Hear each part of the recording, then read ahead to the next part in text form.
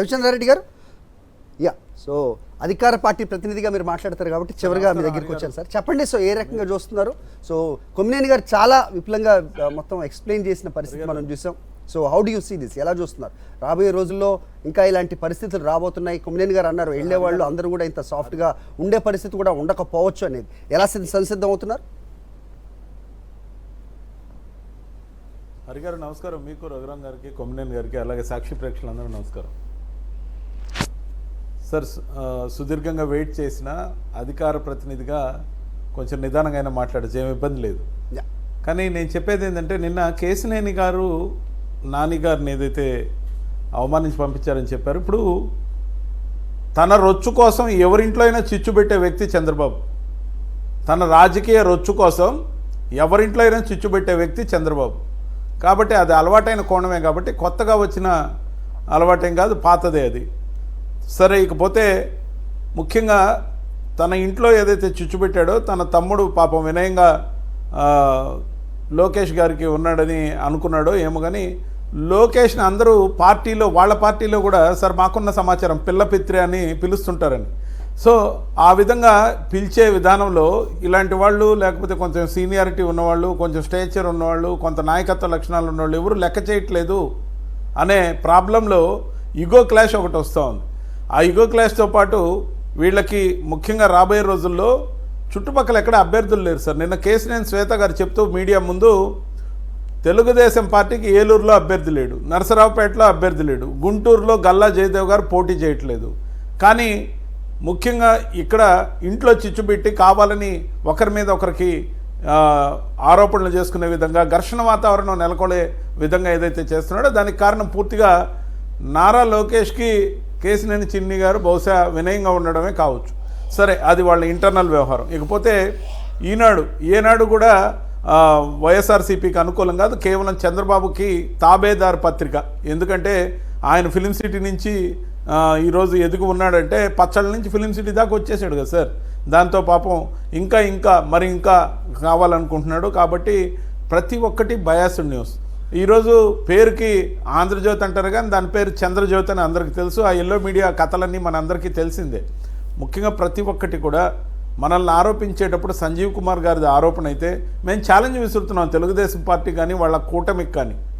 మేము ఎక్కడైతే ఓసీ సీట్లలో బీసీలకి ఎంపీలుగా ఎమ్మెల్యేలుగా ఇస్తున్నామో, మీకు ధైర్యం ఉంటే, నిజంగా ఆ యొక్క సామాజిక వర్గాల మీద నిజమైన ప్రేమ ఉంటే, ఆ ఓసీ సీట్లలో మేము ఇచ్చే బీసీ సీట్ల దగ్గర మీ పార్టీల తరపున మీకు ఇష్టం వచ్చిన అభ్యర్థిని సేమ్ మేము బీసీకి ఇస్తే బీసీనో, ఎస్సీకి ఇస్తే ఎస్సీనో మీరు ఇచ్చారంటే ఆ సామాజిక వర్గాలు అప్లిఫ్ట్ అవుతాయి. మీకు దమ్ముంటే మేము ఈ ఛాలెంజ్ విసురుతున్నాం, తీసుకోమంటున్నాం. ఈరోజు సంజీవ్ కుమార్ గారి గురించి చెప్పారు. ఇప్పటికే మేము ఇన్ఛార్జిగా ప్రకటించిన శంకర్ నారాయణ గారిని అనంతపూర్ ఏరియాలో ఎంపీగా ఆలోచన చేశాం. శాంత గారు, ఆమె చూస్తే హిందూపురం, తర్వాత ఇక్కడ గుమ్మనూరు జయరాం గారు కర్నూలు. మరి మేము ఈ విధంగా బీసీలని మరియు ఇతరతర సామాజిక వర్గాలని, ఉమెన్ని మేము ప్రోత్సహిస్తున్నాం. మీకు ధైర్యం ఉంటే మీరు ప్రోత్సహించండి.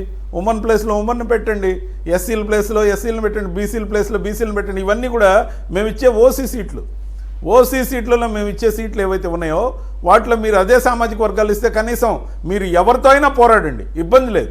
కానీ మీకు సామాజిక న్యాయం, కొంతమందిని కొత్తగా అప్లిఫ్ట్ చేయాలి, సమాజంలో వాళ్ళని పైకి తీసుకురావాలనే కోణంలో ఆలోచించే పని అయితే, నిజమైన చిత్తశుద్ధి ఉంటే ఖచ్చితంగా ఆ పని చేయాలి. సార్, చంద్రబాబు నాయుడు గారి దగ్గర చెప్పుకోవడానికి అంశాలు లేవు, అమలు చేసిన గత మేనిఫెస్టో లేదు, ఉత్తుత్త హామీలు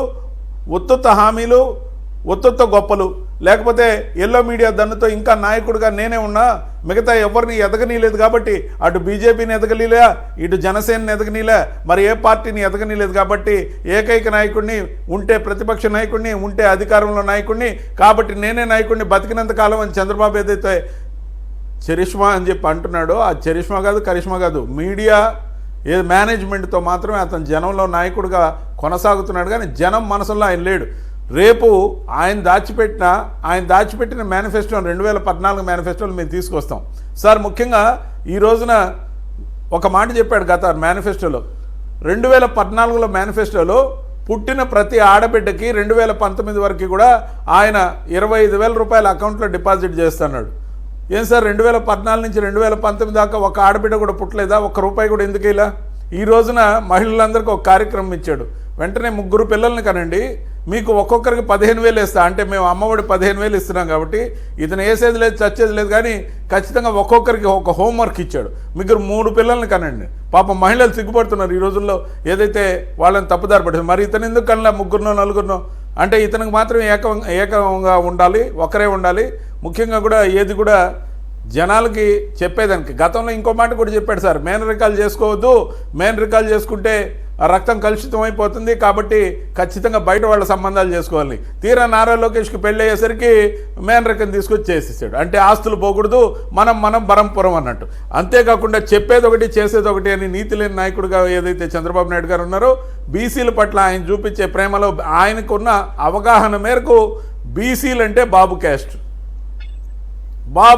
మేము మా ఉద్దేశంలో బీసీలు అంటే బ్యాక్ బోన్ క్యాస్ట్. కాబట్టి ఆ క్యాస్ట్లో కూడా ఎవరికి న్యాయం చేయడు సార్. ఆయన టాప్ 10 సిండికేట్కి తప్ప ఆయనకే న్యాయం చేస్తే ఇప్పుడు కేసినేని నాని గారు ఎందుకు బయట వస్తారు, లేకపోతే దేవినేని అవినాష్ గారు ఎందుకు బయట వస్తారు, వసంత కృష్ణప్రసాద్ గారు మాతో ఉన్నారు, లేకపోతే కొడాల నాని గారు ఉన్నారు, అన్న రాంబాబు గారు ఉన్నారు, మంచి నాయకులు మా దగ్గర గట్టిగా సమర్థవంతులుగా. ఇప్పుడు వల్లంనేని వంశీ గారు మాతో ట్రావెల్గా పోతున్నారు. మాతో కావాల్సినంత మంది ఆ సామాజిక వర్గంలో ఉన్నారు. మేము ఆ కులాన్ని కూడా ఎట్టి పరిస్థితుల్లో గౌరవిస్తాం, ఖచ్చితంగా గౌరవిస్తాం.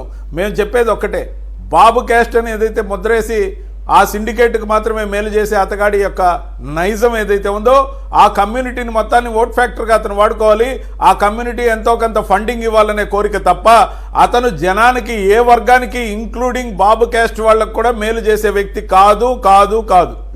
కాబట్టి గతంలో ఇచ్చిన మేనిఫెస్టోలో అమలు చేసిన అంశాలు ఏం లేవు. కాబట్టి కొమ్మినేని గారు సార్, ఎవరినైనా కూడా వంచడం పేటెంట్ రైట్. చంద్రబాబు నాయుడు గారికి వంచన అనేది పేటెంట్ రైట్. అతను నమ్మించడం, వంచడం అనేది అతని నినాదం. కాబట్టి ఖచ్చితంగా అతను గతంలో ఇచ్చిన మేనిఫెస్టో అమలు చేయలేదు. కాబట్టి అతని మేనిఫెస్టోని మేము తీసుకొని ప్రజల్లోకి మా మేనిఫెస్టోతో వస్తాం. మేము అమలు చేసిన కార్యక్రమాలు చెప్పి ఓట్లు అడుగుతాం, ప్రోగ్రెస్ రిపోర్ట్తో వస్తాం. అతను అమలు చేయని వాటిని ఇప్పుడు రాబోయే రోజుల్లో కొత్తగా ఇస్తున్న హామీల్ని, ఉత్తుత్తి హామీల్ని ప్రజల్లో ఎండగడతాం. చాలా గొప్పగా ప్రచారం చేయబోతున్నాం సార్. దుమ్ము రేగిపోద్ది రాబోయే రోజుల్లో, చూడండి మీరు.